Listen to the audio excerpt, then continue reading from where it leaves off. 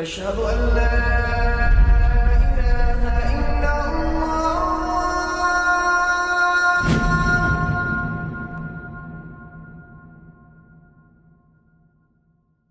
Raindrops media পরিবেশিত audio lecture series সেইরাহ। এই সিরিজে আলোচিত হবে পৃথিবীর বুকে শ্রেষ্ঠতম মানুষ রাসূলুল্লাহ মুহাম্মদ সাল্লাল্লাহু আলাইহি ওয়াসাল্লামের জীবন কথা। ইন্নাল হামদুলিল্লাহ ওয়াসসালাতু ওয়াসসালামু আলা রাসূলিল্লাহ ওয়া আলা আলিহি ওয়া আসহাবিহি ওয়াসাল্লামা তাসলিমান কাসীরান মাজিদান ইলা ইয়াউমিদ্দিন, আম্মা বা'দ। সিরিজের আজকের পর্বে আমরা আলোচনা করব আম আল উফুদ নিয়ে। আম আল উফুদের অর্থ হচ্ছে প্রতিনিধিদের বছর। এই বছর পুরো আরব থেকে অনেক গোত্র নবীজি সাল্লাল্লাহু আলাইহি ওয়াসাল্লামের কাছে তাদের প্রতিনিধি পাঠায়, যে কারণে এই বছরকে বলা হয় আম আল উফুদ। আল্লাহ তাআলা বলেন, إذا جاء نصر الله والفتح ورأيت الناس يدخلون في دين الله أفواجا فسبح بحمد ربك واستغفره إنه كان توابا। যখন আসবে আল্লাহর সাহায্য ও বিজয় এবং আপনি মানুষকে দলে দলে আল্লাহর দ্বীনে প্রবেশ করতে দেখবেন, তখন আপনি আপনার পালনকর্তার পবিত্রতা বর্ণনা করুন এবং তার কাছে ক্ষমা প্রার্থনা করুন। নিশ্চয়ই তিনি ক্ষমাকারী। সূরা আন-নাসর আয়াত 1-3। এই আয়াতটি বলছে, যখন আল্লাহর সাহায্য ও বিজয় আসবে তখন মানুষ দলে দলে ইসলাম গ্রহণ করতে থাকবে। ইসলাম বনাম শিরকের এই দ্বন্দ্বে অনেকগুলো আরব গোত্র ছিল দর্শকের ভূমিকায়। তারা অপেক্ষা করছিল কখন তারা কুরাইশ ও মুহাম্মদ সাল্লাল্লাহু আলাইহি ওয়াসাল্লামের মধ্যে চলমান এই সংঘাতের শেষ দেখতে পাবে এবং একটি দলকে বিজয় হিসেবে দেখবে। যখন সংঘাত শেষ হলো এবং ইসলামের বিজয় হলো, তখন তারা দলে দলে ইসলাম গ্রহণ করার জন্য ভিড় জমালো। আরবরা কুরাইশদের বিশেষ মর্যাদা চোখে দেখত, কারণ ধর্মীয় বিষয়ে তারাই ছিল কর্তৃত্বের অধিকারী। এতদিন পর্যন্ত তারাই ছিল আল্লাহর ঘরের রক্ষণাবেক্ষণকারী। হজ ও উমরার নির্দেশনা ও দেখাশোনার দায়িত্ব তাদের ছিল। মুহাম্মদ সাল্লাল্লাহু আলাইহি ওয়াসাল্লাম যখন নিজেকে রাসূল হিসেবে ঘোষণা করলেন এবং কুরাইশদের সাথে সংঘর্ষে লিপ্ত হলেন, তখন আরবদের অনেকেই এই সংঘর্ষের শেষ না দেখে কোনো দলে যোগ না দেয়াকেই শ্রেয় মনে করলেন। মক্কা বিজয়ের একদম পরপরই বেশ কিছু আরব গোত্র ইসলাম গ্রহণ করল, যেমন সাকিফ গোত্র। রাসূলুল্লাহ সাল্লাল্লাহু আলাইহি ওয়াসাল্লাম তাদেরকে অবরোধ করে রেখেছিলেন, পরে তাদেরকে ছেড়ে দেন। পরবর্তীতে তারাই আবার এসে স্বেচ্ছায় ইসলাম গ্রহণ করে। এভাবে আরবের সবচেয়ে বড় দুটি গোত্র কুরাইশ ও সাকিফ ইসলাম গ্রহণ করার পর অন্য সব গোত্র দলে দলে তাদের প্রতিনিধি পাঠাতে লাগলো ইসলাম গ্রহণের জন্য। এজন্য নবম হিজরিকে বলা হয় আম আল উফুদ বা প্রতিনিধিদের বছর। সূরা আত-তাওবার আয়াতগুলো নাজিল হবার পর এই গোত্রগুলো তাদের প্রতিনিধি দল পাঠানো শুরু করল। তারা ইসলাম সম্পর্কে জানল ও ইসলাম গ্রহণ করল। রাসূলুল্লাহ সাল্লাল্লাহু আলাইহি ওয়াসাল্লামের কাছে বায়াত দিত। এই বায়াত শুধু ইসলাম গ্রহণের বায়াত ছিল না, বরং ইসলামী রাষ্ট্রের প্রতি তাদের আনুগত্য ও বিশ্বস্ততার অঙ্গীকার ছিল। তারা কেবল দ্বীন ইসলাম গ্রহণ করত তা নয়, বরং তারা মদিনার ইসলামী রাষ্ট্রের একজন সদস্য হয়ে যেত, বা এখনকার পরিভাষায় বলা যায় নাগরিক হিসেবে শপথ করত। তাদের বায়াত ছিল ইসলামী রাষ্ট্রের প্রধান রাসূলুল্লাহ সাল্লাল্লাহু আলাইহি ওয়াসাল্লামের প্রতি। এই বায়াতের মাধ্যমে তারা তার শাসন, হুকুম, আহকাম মেনে চলার ব্যাপারে অঙ্গীকার করত। এই গোত্রগুলো মদিনা থেকে ইসলামের ব্যাপারে বেশ ইতিবাচক মানসিকতা নিয়ে নিজ নিজ গোত্রে ফিরে যায়। সিরাতের কিতাবগুলোতে ইবনে কাসির, ইবনে ইসহাক, আল ওয়াকিদি প্রায় 60টি প্রতিনিধি দলের কথা উল্লেখ করেছেন। তাদের মধ্যে কিছু দল নিয়ে আজকে আলোচনা করা হবে।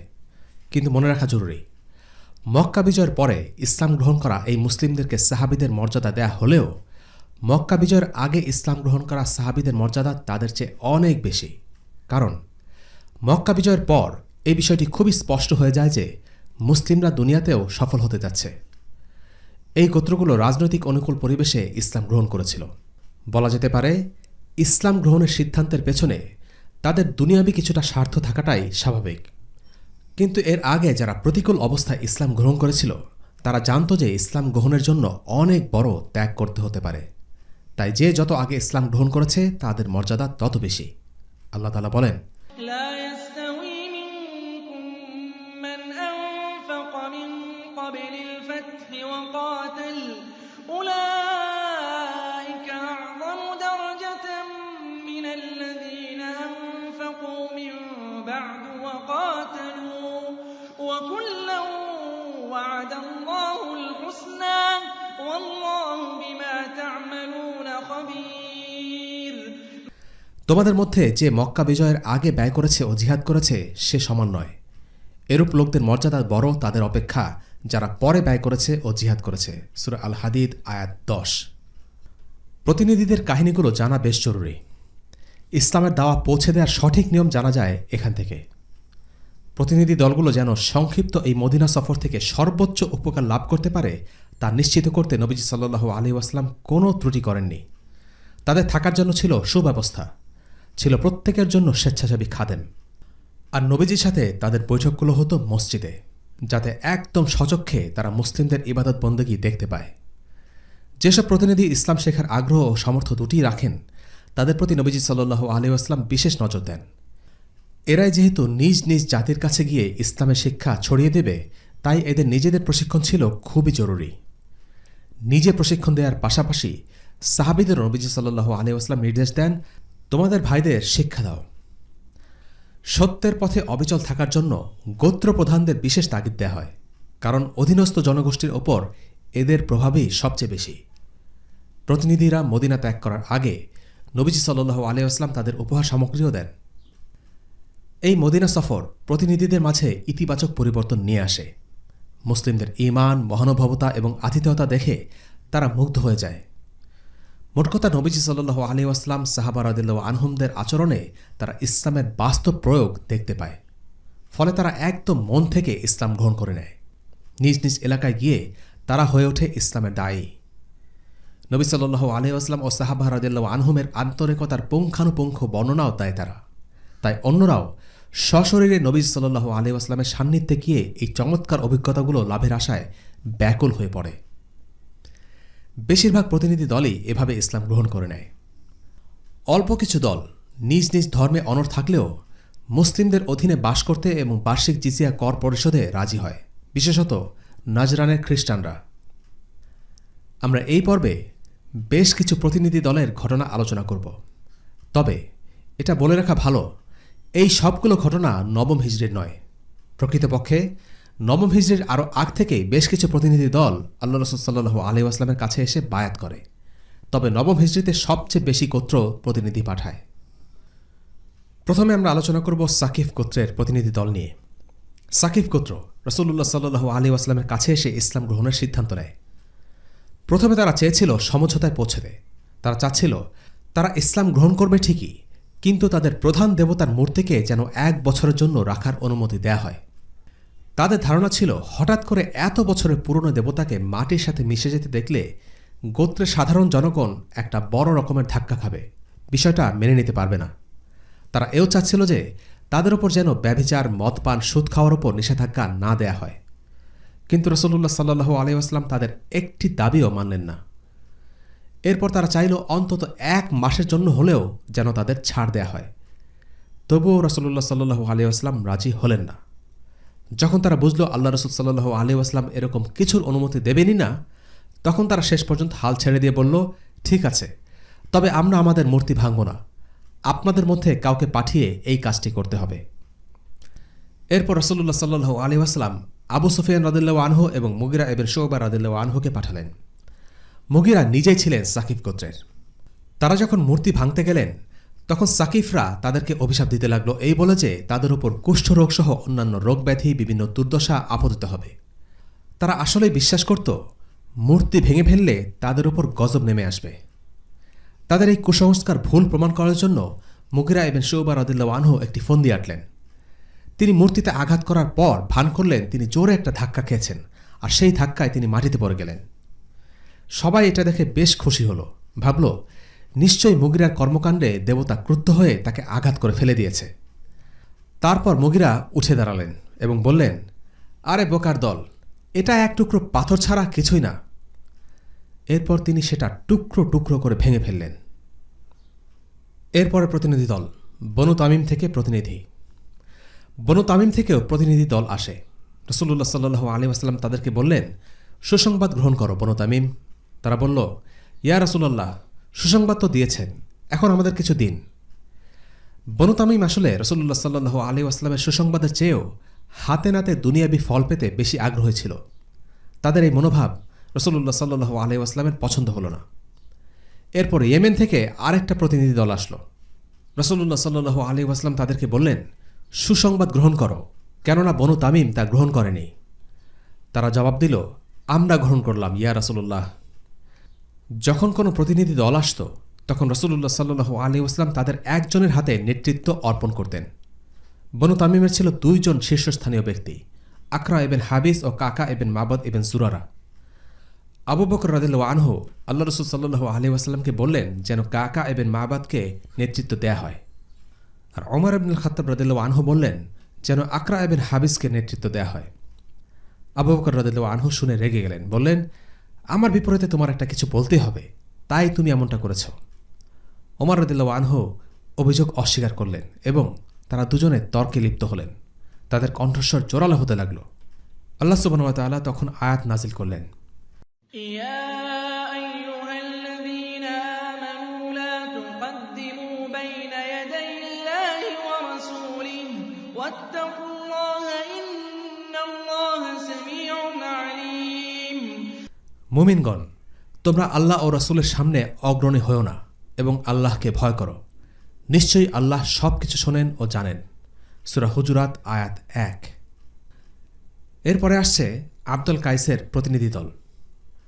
আরবের একদম পূর্ব দিকের গোত্র আব্দুল কাইস থেকে প্রতিনিধি দল আসে। রাসূলুল্লাহ সাল্লাল্লাহু আলাইহি ওয়াসাল্লাম তাদেরকে বললেন, আমি তোমাদের 4টি জিনিসের আদেশ দিচ্ছি ও 4টি জিনিস থেকে সতর্ক করছি। আমি তোমাদেরকে আদেশ করছি আল্লাহর প্রতি বিশ্বাস স্থাপন করতে। তোমরা কি জানো আল্লাহর প্রতি বিশ্বাস স্থাপন করতে কি বোঝায়? আল্লাহর প্রতি বিশ্বাস স্থাপন করতে বোঝায় এই সাক্ষ্য দেয়া যে আল্লাহ ছাড়া ইবাদতের যোগ্য আর কেউ নেই, সালাত কায়েম করা, যাকাত প্রদান করা, রমাদানে সাওম পালন করা এবং গনিমতের 1/5 দান করা। জিহাদের ময়দানে যেই গনিমত পাওয়া যায় তার 1/5 আমির অর্থাৎ নেতাকে দান করে দেয়াটা ছিল নিয়ম। এরপর তিনি 4টি জিনিস থেকে দূরে থাকতে বললেন। সেগুলো ছিল 4 রকমের পাত্র যেগুলো দ্বারা মদ পান করা হতো, অর্থাৎ তিনি তাদের মদ পান থেকেই শুধু নয় বরং মদ পানের জন্য ব্যবহৃত পাত্রগুলি ব্যবহার করা থেকেও দূরে থাকতে বললেন। এরপরে আসছি আমরা বনু হানিফার প্রতিনিধি দলের গল্পে। বনু হানিফা গোত্র থেকে একটা প্রতিনিধি দল এসেছিল। বনু হানিফা গোত্রের কথা আগে আলোচনা করা হয়েছে, যারা ছিল আরবের গোত্রগুলোর মধ্যে সবচাইতে শত্রুভাবাপন্ন এবং রূঢ়। সেই গোত্রে ছিল মুসাইলামা। মুসাইলামা ইসলামের ইতিহাসে পরিচিত মুসাইলামা আল কাজ্জাব বা মিথ্যাবাদী মুসাইলামা নামে, কারণ আল্লাহ রসুলের জীবদ্দশাতেই সে নবুয়তের মিথ্যা দাবি করেছিল। মুসাইলামা আল কাজ্জাব এসে রাসূলুল্লাহ সাল্লাল্লাহু আলাইহি ওয়াসাল্লামের কাছে দাবি করল যে তার মৃত্যুর পর মুসাইলামাকে যেন নেতৃত্ব দেয়া হয়, তাহলে সে রাসূলুল্লাহ সাল্লাল্লাহু আলাইহি ওয়াসাল্লামের অনুসারী হবে। রাসূলুল্লাহ সাল্লাল্লাহু আলাইহি ওয়াসাল্লাম তাকে এক টুকরো খেজুরের ডাল দেখিয়ে বললেন, তুই যদি আমার কাছে এই খেজুরের ডালটাও চাস সেটাও পাবি না। আল্লাহ তোর জন্য যা রেখেছেন তার চাইতে 1 বিন্দু বেশিও তুই পাবি না। তুই যদি ফিরে যাস আল্লাহ তোকে ধ্বংস করবেন, আর আমার বিশ্বাস তুই সেই যাকে আমি স্বপ্নে দেখেছিলাম। আমার পক্ষ হয়ে সাবিত ইবনে কায়েস তোর সাথে কথা বলবে। এই বলে আল্লাহ রাসূল সাল্লাল্লাহু আলাইহি ওয়াসাল্লাম চলে গেলেন।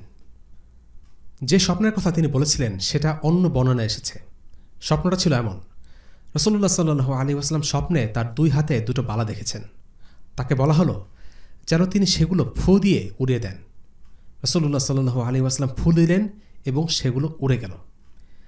এই 2টো বালা হলো 2 মিথ্যা নবী, আসওয়াদ আল আনসি এবং মুসাইলামা আল কাজ্জাব। এই মুসাইলামা পরবর্তীতে রাসূলুল্লাহ সাল্লাল্লাহু আলাইহি ওয়াসাল্লামের কাছে একটি চিঠি পাঠিয়েছিল। লিখেছিল হিজরি 10 বা 11 সালে। সে লিখেছিল, আল্লাহ রসুল মুসাইলামা থেকে আল্লাহ রসুল মুহাম্মাদের প্রতি, আপনার প্রতি শান্তি বর্ষিত হোক। আমি আপনার সাথে বিবাদে লিপ্ত ছিলাম। যাই হোক, গোটা রাজ্যের অর্ধেক ক্ষমতা দেয়া হয়েছে আমাকে, আর বাকিটা কুরাইশদের। কিন্তু কুরাইশরা সীমালঙ্ঘনকারী জাতি। সে আল্লাহ রসুলের সাথে সমান সমান ক্ষমতা ভাগাভাগি করতে চাচ্ছিল। রাসূলুল্লাহ সাল্লাল্লাহু আলাইহি ওয়াসাল্লাম চিঠির জবাবে লিখলেন, বিসমিল্লাহির রহমানির রহিম, আল্লাহ রসুল মুহাম্মাদের পক্ষ হতে মিথ্যাবাদী মুসাইলামার প্রতি শান্তি বর্ষিত হোক তাদের প্রতি যারা পথ নির্দেশ অনুসরণ করে। এই জমিন আল্লাহর এবং তিনি এটা যাকে ইচ্ছা তাকে দান করেন। চূড়ান্ত সফলতা তাদের জন্য যারা ন্যায়নিষ্ঠ। যে 2 জন মুসাইলামার এই চিঠি বহন করেছিল, রাসূলুল্লাহ সাল্লাল্লাহু আলাইহি ওয়াসাল্লাম তাদেরকে জিজ্ঞেস করলেন, তোমরা কি সাক্ষ্য দাও যে আমি আল্লাহ রসুল? তারা বলল, আমরা সাক্ষ্য দিচ্ছি যে মুসাইলামা আল্লাহ রসুল। নবীজি সাল্লাল্লাহু আলাইহি ওয়াসাল্লাম তখন বললেন, আমি আল্লাহ ও তার রসুলদের প্রতি বিশ্বাস করি। যদি আমি কখনো কোনো বার্তাবাহককে হত্যা করতাম তবে আমি তোমাদের হত্যা করতাম। অর্থাৎ পত্রবাহককে হত্যা করা ইসলামে নিষিদ্ধ, যদিও তারা কাফির বা মুরতাদ বাহিনীর হয়। আল্লাহ রসুল সাল্লাল্লাহু আলাইহি ওয়াসাল্লাম যতদিন বেঁচে ছিলেন ততদিন মুসাইলামা অনেক বাগাড়ম্বর করলেও সরাসরি বিদ্রোহ করার সাহস পায়নি। তাকে দমন করা হয় আবু বকর রাদিয়াল্লাহু আনহুর খিলাফতকালে।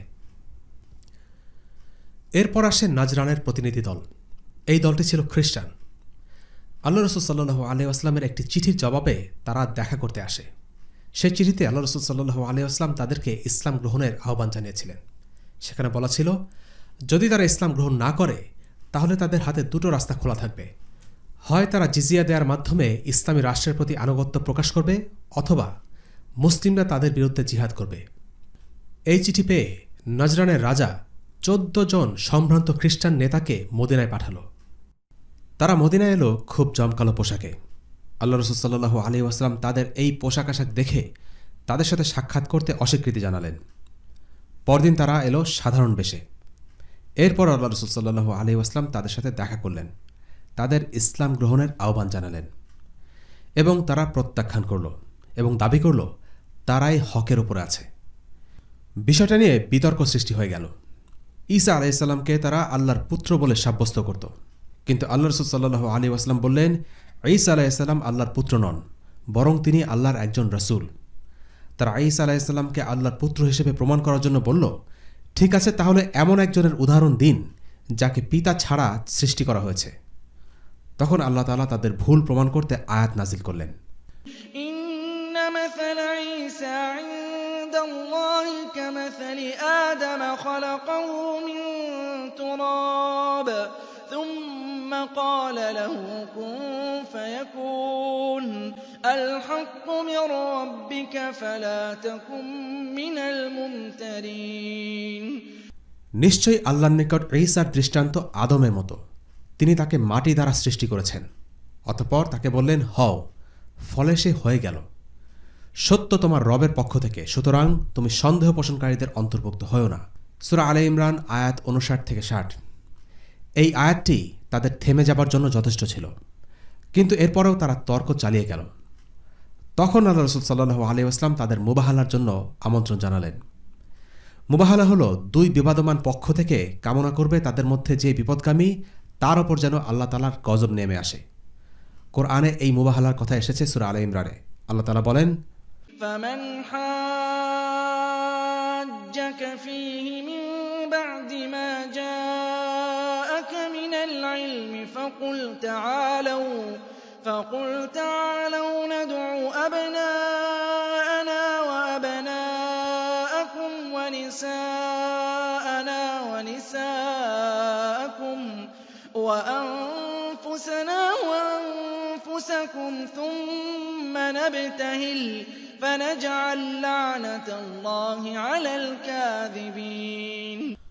অতঃপর তোমার নিকট জ্ঞান আসার পর যে তোমার সাথে এই বিষয়ে ঝগড়া করে, তবে তুমি তাকে বলো, এসো আমরা ডেকে নেই আমাদের সন্তানদেরকে ও তোমাদের সন্তানদেরকে, আর আমাদের নারীদেরকে এবং তোমাদের নারীদেরকে, এবং আমাদের নিজেদেরকে ও তোমাদের নিজেদেরকে। তারপর আমরা বিনীত প্রার্থনা করি, মিথ্যাবাদীদের উপর আল্লাহর লানত করি। সূরা আলে ইমরান আয়াত 61। সূরা আলে ইমরানের প্রায় ৮০টি আয়াত নাজিল হয়েছিল এই প্রেক্ষাপটে। মুবাহালার শর্ত অনুযায়ী আল্লাহ রাসূল সাল্লাল্লাহু আলাইহি ওয়াসাল্লাম পরের দিন আলী বিন আবি তালিব রাদিয়াল্লাহু আনহু, হাসান রাদিয়াল্লাহু আনহু, হুসাইন রাদিয়াল্লাহু আনহু এবং ফাতিমা রাদিয়াল্লাহু আনহাকে নিয়ে হাজির হলেন মুবাহালায় মোকাবেলা করার জন্য। কিন্তু খ্রিস্টানরা মুবাহালার চ্যালেঞ্জ গ্রহণ করতে রাজি হল না।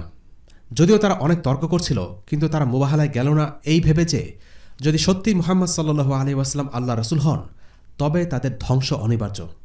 তাই তারা তর্কে না গিয়ে রাসূলুল্লাহ সাল্লাল্লাহু আলাইহি ওয়াসাল্লামের বিচার মেনে নিতে রাজি হল। নবীজি সাল্লাল্লাহু আলাইহি ওয়াসাল্লাম তাদের থেকে কিছু সম্পদের বিনিময়ে শান্তি চুক্তি করলেন। চলে যাওয়ার সময় তারা বলল, আমাদের সাথে একজন বিশ্বস্ত ব্যক্তিকে প্রেরণ করুন। রাসূলুল্লাহ সাল্লাল্লাহু আলাইহি ওয়াসাল্লাম বললেন, আমি তোমাদের সাথে এমন একজন লোককে প্রেরণ করব যে পরিপূর্ণভাবে বিশ্বস্ত। তারপর তিনি পাঠালেন আবু ওবায়দা আমির ইবনুল জাররাহ রাদিয়াল্লাহু আনহুকে। এই কারণেই আবু ওবায়দা আমির ইবনুল জাররাহকে বলা হয় এই উম্মতের বিশ্বস্ত ব্যক্তি। এরপরের যে ঘটনাটি আলোচনা আসছে সেটা হচ্ছে বনু সাআদ ইবনে বাকর গোত্র থেকে প্রতিনিধি। বনু সাআদ ইবনে বাকর গোত্র থেকে একজনই প্রতিনিধি হিসেবে এসেছিলেন, তার নাম দিমাম ইবনে সালাবা রাদিয়াল্লাহু আনহু। মুসনাদে আহমদের বর্ণনায় দিমাম আসলেন, উটকে বাইরে বেঁধে মসজিদে প্রবেশ করলেন। রাসূলুল্লাহ সাল্লাল্লাহু আলাইহি ওয়াসাল্লাম তখন সাহাবীদের সাথে বসা। সে এসেই জিজ্ঞেস করল, তোমাদের মধ্যে আব্দুল মুত্তালিবের পুত্র কে? আমি আব্দুল মুত্তালিবের পুত্র, রাসূলুল্লাহ সাল্লাল্লাহু আলাইহি ওয়াসাল্লাম উত্তর দিলেন। যদিও রাসূলুল্লাহ ছিলেন আব্দুল মুত্তালিবের নাতি, কিন্তু আব্দুল মুত্তালিব ছিলেন অনেক বিখ্যাত, তাই তার নামেই তার পরিবারকে সবাই চিনত, আর পূর্বপুরুষদেরকে আরবরা পিতৃতুল্য মনে করত। আচ্ছা, আপনি কি মুহাম্মদ? হ্যাঁ। আমি আপনাকে সোজাসাপটা কিছু প্রশ্ন করব, আশা করি আপনি রেগে যাবেন না। না, আমি রাখব না, তোমার যা বলার আছে বলতে পারো। আপনার ও আপনার পূর্ববর্তীদের রবের নামে আমি শপথ করে প্রশ্ন করছি, তিনি কি আপনাকে একজন রাসূল হিসেবে প্রেরণ করেছেন? হ্যাঁ, আল্লাহর শপথ, তিনি আমাকে রাসূল হিসেবে প্রেরণ করেছেন।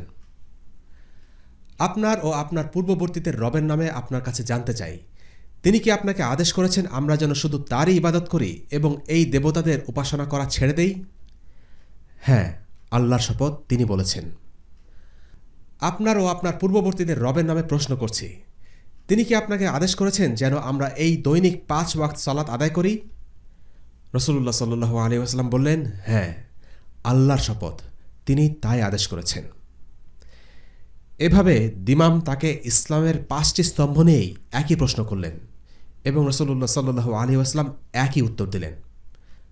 তারপর তিনি বললেন, আমি সাক্ষ্য দিচ্ছি আল্লাহ ছাড়া উপাসনার যোগ্য আর কেউই নেই এবং মুহাম্মদ আল্লাহর রাসূল। আমি সেসবের অনুসরণ করব যা আপনি আদেশ করছেন এবং সেসব থেকে বিরত থাকব যেসব থেকে আপনি বিরত থাকতে বলছেন। এর সাথে কিছুই যোগ করব না বা বাদ দেব না। দিমাম তার গোত্রের কাছে ফিরে গিয়ে তাদের ইসলামের দাওয়াত দিলেন। তার বরকতময় দাওয়াতে সেই দিনেই তার গোত্রের সবাই ইসলাম গ্রহণ করল। ইবনে আব্বাস রাদিয়াল্লাহু আনহু তার ব্যাপারে মন্তব্য করেছেন, আমরা আর কোনো প্রতিনিধি দলের কথা জানি না যেটা কিনা দিমাম ইবনে সালাবার চাইতে বেশি বরকতময় ছিল। এরপর আসছি আদি ইবনে হাতিম তাই রাদিয়াল্লাহু আনহুর কাহিনী নিয়ে। আদি ইবনে হাতিম ছিলেন বিখ্যাত দানবীর হাতিম তাইয়ের সন্তান। তিনি ছিলেন খ্রিস্টান। আরবের ইসলাম বিদ্বেষী মিডিয়ার বদৌলতে রাসূলুল্লাহ সাল্লাল্লাহু আলাইহি ওয়াসাল্লাম সম্পর্কে তার তেমন মোটেও উচ্চ ধারণা ছিল না। আদি ইবনে হাতিমের মূল বর্ণনাকে কিছুটা সংক্ষিপ্ত ও অনুলিখিত আকারে জানা যাক। আমি রাসূলুল্লাহকে যতটা ঘৃণা করতাম, আরবের কেউ তাকে এতটা ঘৃণা করত না। আমি নিজে ছিলাম অভিজাত বংশের লোক, খ্রিস্ট ধর্মে বিশ্বাসী। গনিমতের 1/4 আমি লাভ করতাম। নিজ গোত্রে রাজার হালে থাকতাম। রাসূলুল্লাহ সাল্লাল্লাহু আলাইহি ওয়াসাল্লাম সম্পর্কে যখন জানলাম, প্রচণ্ড ঘৃণা হলো। এক আরব গোলামকে বললাম, কিছু বেগবান আর হৃষ্টপুষ্ট উটকে কাছাকাছি বেঁধে রাখিস তো, মুহাম্মাদের বাহিনী যদি আক্রমণ করে আমাকে খবর দিস। একদিন সকালে সে এসে আমাকে জানালো, মুহাম্মাদের বাহিনী এসে পড়েছে, কি করতে চান করে ফেলুন। বললাম, উটগুলো নিয়ে আয়। আমি আমার পরিবার আর সন্তানদের নিয়ে শামে খ্রিস্টানদের কাছে চলে এলাম। ফেলে আসলাম আমার বোনকে। রাসূলুল্লাহর বাহিনীর হাতে অনেকের সাথে আমার বোনও বন্দী হলো। তাকে রাখা হলো মসজিদের সামনে খোয়াড়ের মতো একটি স্থানে। বন্দীদের সেখানেই রাখা হতো। আমার বোন বেশ বুদ্ধিমতী, স্পষ্টভাষী ছিল। সে আল্লাহ রসুলকে অনুরোধ করল, ইয়া রাসূলুল্লাহ, আমার বাবা মারা গেছেন, আর আমাকে যিনি দেখাশোনা করতেন তিনি আমাকে ফেলে গেছেন। আপনি আমার প্রতি সদয় হন। এভাবে 3 দিন সে অনুরোধ করল। রাসূলুল্লাহ সাল্লাল্লাহু আলাইহি ওয়াসাল্লাম তাকে বললেন, তোমার প্রতি সদয় হয়েছি, তুমি তাড়াহুড়া করো না। যদি তোমার গোত্রে নির্ভরযোগ্য এমন কাউকে পাও যে তোমাকে দেশে পৌঁছে দেবে, আমাকে জানিও। এরপরে আমার বোন একটি কাফেলার সন্ধান পেল।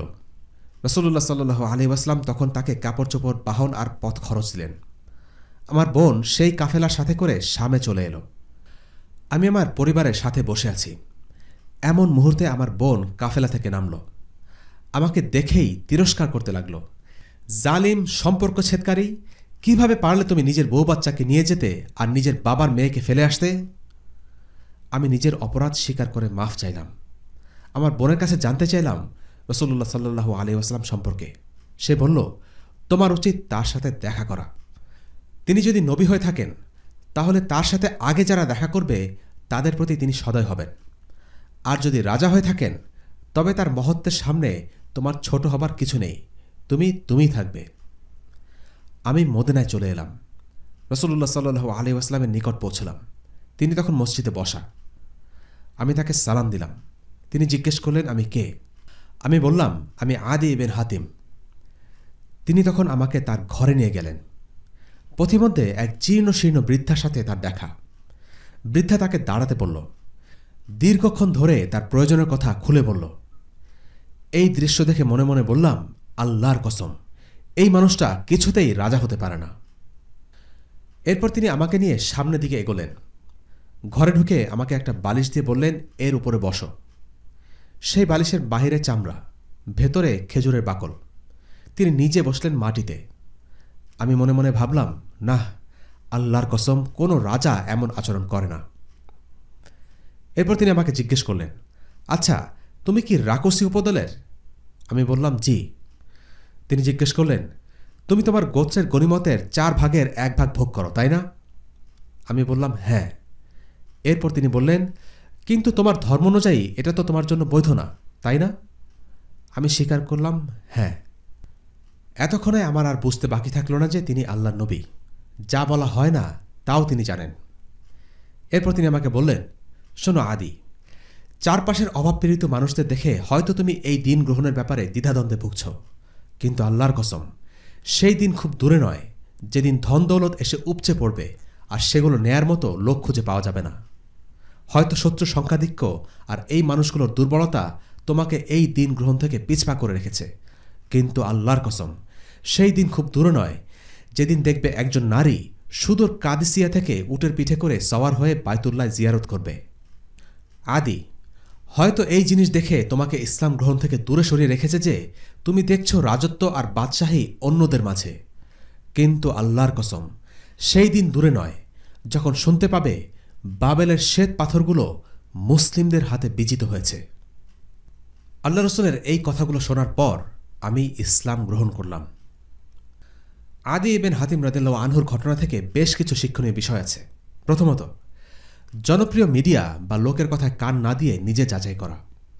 আরবের মুশরিকরা রাসূলুল্লাহ সাল্লাল্লাহু আলাইহি ওয়াসাল্লামের ব্যাপারে অনেক মিথ্যা গুজব শুনে ইসলাম থেকে মুখ ফিরিয়ে নিত, কিন্তু তাদেরই পরিচিত কিংবা বিশ্বস্ত কারো থেকে যখন রাসূলুল্লাহ সাল্লাল্লাহু আলাইহি ওয়াসাল্লামের ব্যাপারে জানত, তখন তার সাথে দেখা করার সাহস এবং আগ্রহ পেত। আদি ইবনে হাতিমের ক্ষেত্রেও আমরা তাই দেখতে পাই। দ্বিতীয়ত, আল্লাহ রসুল সাল্লাল্লাহু আলাইহি ওয়াসাল্লাম আর 8-10টা রাজা বাদশার মতো ছিলেন না। তিনি ছিলেন মদিনার শাসক, এক বিশাল রাজ্যের অধিপতি। কিন্তু ক্ষমতার অধিকারী মানুষটি দীর্ঘক্ষণ ধরে জীর্ণশীর্ণ দরিদ্র বৃদ্ধ মানুষদের সাথে দাঁড়িয়ে কথা বলতেন, মন দিয়ে তাদের কষ্ট আর অভিযোগের কথা শুনতেন। অতিথিকে ভালো বালিশ দিয়ে নিজে মাটিতে বসে কথা বলতে দ্বিধাবোধ করতেন না। এই দুটো দৃশ্য আদি ইবনে হাতিমের মনে দাগ কাটে। তিনি বুঝতে পারেন একজন রাজা কখনো এতটা মাটির মানুষ হতে পারেন না। তৃতীয়ত, আল্লাহ রাসূল সাল্লাল্লাহু আলাইহি ওয়াসাল্লাম মানুষের মনের কথা পড়তে পারতেন। তিনি আদি সম্পর্কে জানতেন। মদিনার সাদামাটা পরিস্থিতি দেখে রাজার হালে বড় হওয়া আদি ইবনে হাতিম যে কিছুটা অস্বস্তি আর সংকোচ বোধ করছিলেন, সেটা রাসূলুল্লাহ সাল্লাল্লাহু আলাইহি ওয়াসাল্লাম বুঝতে পেরেছিলেন। তাই তাকে অভয় দিয়েই বললেন, এই অবস্থা সাময়িক, শীঘ্রই পরিস্থিতি বদলে যাবে। একজন দায়ের মধ্যে এই গুণ থাকা খুব জরুরি। মানুষের মন মানসিকতা ভেদে দাওয়ার ভাষা ও ধরন উপযোগী হওয়া জরুরি।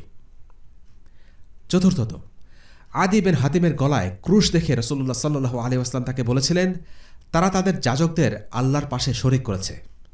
আদি তখন বললেন, আমরা আমাদের যাজকদের আল্লাহর উপাস্য হিসেবে শরিক করি না। রাসূলুল্লাহ সাল্লাল্লাহু আলাইহি ওয়াসাল্লাম জিজ্ঞেস করলেন, কেন? তারা কি হালালকে হারাম ও হারামকে হালাল করেনি? আদি জবাব দিলেন, হ্যাঁ। রাসূলুল্লাহ সাল্লাল্লাহু আলাইহি ওয়াসাল্লাম তখন বললেন, এটাই তাদের উপাসনা করার শামিল। রাসূলুল্লাহ সাল্লাল্লাহু আলাইহি ওয়াসাল্লাম এখানে শিরকের একটি প্রকার নিয়ে শিক্ষা দিচ্ছেন। যখন কোনো সরকার বা কর্তৃপক্ষ ইস্তিহলাল বা হালালকে হারাম ঘোষণা করে বা হারামকে হালাল ঘোষণা করে, তখন সেই কর্তৃপক্ষের আনুগত্য করাটা শিরক হয়ে যায়, কারণ এর এখতিয়ার শুধুমাত্র আল্লাহর। আইন প্রণয়ন বা বিধান দেওয়ার মালিক একমাত্র আল্লাহর, আর কারও এই অধিকার নেই। পঞ্চমত, বাহ্যিক চাকচিক্য আর বস্তুগত সাফল্যের ভিত্তিতে কোনো আদর্শ বা ধর্মকে বিচার করা উচিত নয়। আদি দেখতে পাচ্ছিলেন মুসলিমরা দরিদ্র, তাদের তেমন সহায় সম্বল নেই, ভালো ঘরবাড়ি, উন্নত রাস্তাঘাট বা যাতায়াত ব্যবস্থা নেই। জীবনযাত্রার মান উন্নত নয়, যেমনটা রোমানদের ছিল। কিন্তু তার মানে এই নয় যে ইসলাম ভুল আর রোমানরাই সঠিক। রাসূলুল্লাহ সাল্লাল্লাহু আলাইহি ওয়াসাল্লাম তখন তাকে বললেন, মুসলিমদের অবস্থাও একসময় বদলে যাবে, উন্নত হয়ে যাবে। আর সেটাই হয়েছিল। আদি ইবনে হাতিম নিজের চোখে মুসলিমদের অবস্থা বদলে যেতে দেখেছিলেন। এরপরের গল্পটি হচ্ছে ইয়েমেনের আজ থেকে আগত প্রতিনিধি দল। আরবের দক্ষিণে ইয়েমেনের আজ থেকে 7 জনের একটি প্রতিনিধি দল আসে। তাদের সাথে মদিনার আনসারদের আত্মীয়তার সম্পর্ক ছিল। তাদের পোশাক পরিচ্ছদ, চরিত্র, আচার ব্যবহারে রাসূলুল্লাহ সাল্লাল্লাহু আলাইহি ওয়াসাল্লাম বেশ মুগ্ধ হয়েছিলেন। তিনি জিজ্ঞেস করলেন, তোমরা কারা? তারা বলল, আমরা বিশ্বাসী। রাসূলুল্লাহ সাল্লাল্লাহু আলাইহি ওয়াসাল্লাম হেসে বললেন, সব কথার পেছনে একটা বাস্তবতা থাকে। তোমাদের এই কথার পেছনে বাস্তবতা কি? তারা বলল, আমাদের 15টা বৈশিষ্ট্য আছে। তাদের 5টি আপনার দূতের মাধ্যমে আমরা আদিষ্ট হয়েছি, 5টি আপনি আমাদের পালন করার আদেশ দিয়েছেন এবং 5টি আমরা জাহিলিয়াত থেকে আমরা পালন করে আসছি, যদি না সেগুলোকে আপনি ছেড়ে দেওয়ার আদেশ দেন। রাসূলুল্লাহ সাল্লাল্লাহু আলাইহি ওয়াসাল্লাম বললেন, আমার দূতরা যে আদেশ দিয়েছে সেগুলো কি কি? তারা জবাব দিল, আমরা আল্লাহ, তার ফেরেশতাসমূহ, তার নবী রাসূলগণ, তার কিতাবসমূহ ও মৃত্যুর পরে পুনরুত্থানে বিশ্বাস স্থাপন করতে আদিষ্ট হয়েছি। রাসূলুল্লাহ সাল্লাল্লাহু আলাইহি ওয়াসাল্লাম জিজ্ঞেস করলেন, আমি যে আদেশগুলো দিয়েছি সেগুলো কি কি? তারা বলল, আপনি আদেশ দিয়েছেন আল্লাহ ছাড়া কোনো ইলাহ নেই এই সাক্ষ্য দিতে, সালাত কায়েম করতে, যাকাত প্রদান করতে, রমাদানে সাওম পালন করতে এবং যাদের পক্ষে হজ করা সম্ভব তা সম্পাদন করতে। রাসূলুল্লাহ সাল্লাল্লাহু আলাইহি ওয়াসাল্লাম এরপর জিজ্ঞেস করলেন, আর জাহিলিয়াতের যে 5টি চারিত্রিক বৈশিষ্ট্য তোমরা ধরে রেখেছ সেগুলো কি কি? তারা বলল, স্বাচ্ছন্দ্যের সময় কৃতজ্ঞ থাকা, কঠিন সময় ধৈর্যশীল থাকা, ভাগ্যে যা আছে তা মেনে নেয়া, যখন পরস্পর প্রতিপক্ষরা একত্র হয় তখন সত্যবাদী থাকা এবং প্রতিপক্ষের বিপদে তাদের বিরুদ্ধে বিদ্বেষপূর্ণ উদযাপন না করা। রাসূলুল্লাহ সাল্লাল্লাহু আলাইহি ওয়াসাল্লাম বললেন, তোমরা জ্ঞানী ও বিচক্ষণ এবং তোমাদের জ্ঞানের বদৌলতে তোমরা প্রায় নবীদের সমকক্ষতা অর্জন করেছ। তাদের কথায় রাসূলুল্লাহ সাল্লাল্লাহু আলাইহি ওয়াসাল্লাম রীতিমতো মুগ্ধ হয়েছিলেন। তিনি বললেন, তোমরা যা কিছু বললে তা যদি পছন্দ করে থাকো তবে আমি তোমাদের আরও 5টি বৈশিষ্ট্য দেব, যার কারণে তোমরা 20টি বৈশিষ্ট্য লাভ করবে। সেগুলো হলো, যা তোমরা খাবে না তা জমা করো না, যেখানে তোমরা বাস করবে না সেখানে কিছু নির্মাণ করবে না, এমন কিছু নিয়ে প্রতিযোগিতা করবে না যা তোমরা আগামীকাল পরিত্যাগ করবে, আল্লাহকে ভয় করবে যার প্রতি তোমাদের প্রত্যাবর্তন হবে ও যার সামনে তোমাদের প্রকাশিত হতে হবে, এবং তোমাদের সামনে যা আছে যেখানে তোমাদের চিরকাল বাস করতে হবে অর্থাৎ আখিরাত, তার জন্য সংগ্রাম করো। এ শুনে তারা ফিরে গেল এবং রাসূলুল্লাহ সাল্লাল্লাহু আলাইহি ওয়াসাল্লামের উপদেশ মেনে চলল। এগুলো ছিল রাসূলুল্লাহ সাল্লাল্লাহু আলাইহি ওয়াসাল্লামের কাছে আসা প্রতিনিধি দলগুলোর মধ্যে কয়েকটি বর্ণনা। এটা তার জন্য অত্যন্ত ব্যস্ত একটা বছর ছিল। তার জীবন সায়ান্নের এই দিনগুলোতে আরবের সব প্রান্ত থেকে দলে দলে লোকে এসে ইসলাম গ্রহণ করছিল।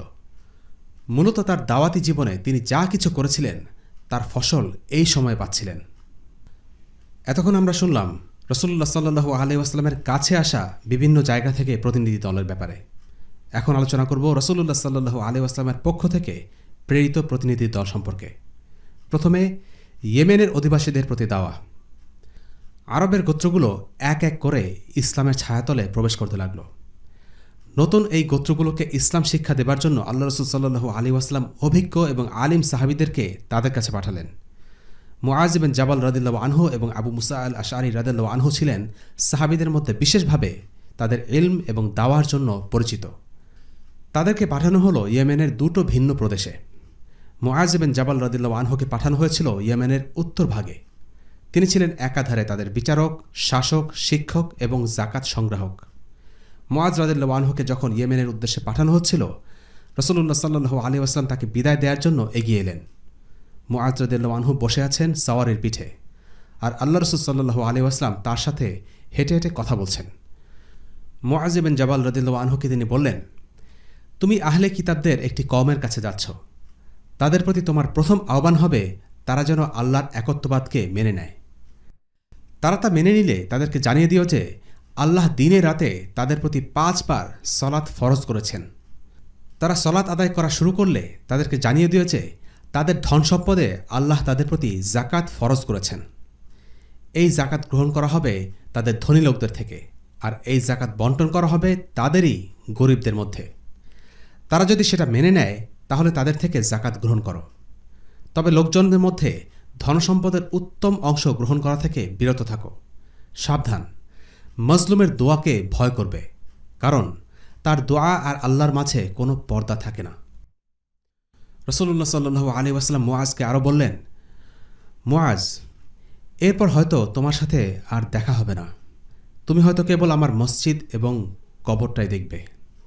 এ কথা শুনে মুআজ কেঁদে ওঠেন। তিনি বুঝতে পারছিলেন এটা ছিল আল্লাহ রসুলের সাথে তার শেষ সাক্ষাৎ। আল্লাহ রসুল সাল্লাল্লাহু আলাইহি ওয়াসাল্লাম আবু মুসা আল আশআরী রাদিয়াল্লাহু আনহুকে পাঠালেন ইয়েমেনের দক্ষিণে। তারও ভূমিকা ছিল মুআজ ইবনে জাবাল রাদিয়াল্লাহু আনহুর মতোই, শাসক, বিচারক, শিক্ষক এবং জাকাত সংগ্রাহক। তাদের দুজনকেই আল্লাহ রসুল সাল্লাল্লাহু আলাইহি ওয়াসাল্লাম উপদেশ দিলেন, লোকদের কাছে দিনকে সহজ করে দাও, কঠিন করো না। সুসংবাদ দাও, মানুষকে দাঁড়িয়ে দিও না। আবু মুসা আল আশআরী রাদিয়াল্লাহু আনহু এবং মুআজ ইবনে জাবাল রাদিয়াল্লাহু আনহুর প্রতি আল্লাহ রসুল সাল্লাল্লাহু আলাইহি ওয়াসাল্লামের দেওয়া উপদেশ থেকে বেশ কয়েকটি বিষয় শিক্ষণীয় রয়েছে। প্রথম শিক্ষণীয় বিষয়, সাধারণভাবে যে অঞ্চল থেকে জাকাত আদায় করা হয় সেটা সেই অঞ্চলেই খরচ করা হবে। তবে যদি অন্য কোনো অঞ্চলে প্রয়োজন থাকে সেই ক্ষেত্রে এই অঞ্চলে জাকাত খরচ করা যাবে। দ্বিতীয় শিক্ষা, জাকাত সম্পদ গ্রহণ করার সময় ভালো বা খারাপ মানের সম্পদ না নিয়ে মাঝারি বা গড়পড়তা মানের সম্পদ জাকাত হিসেবে নেওয়া উচিত।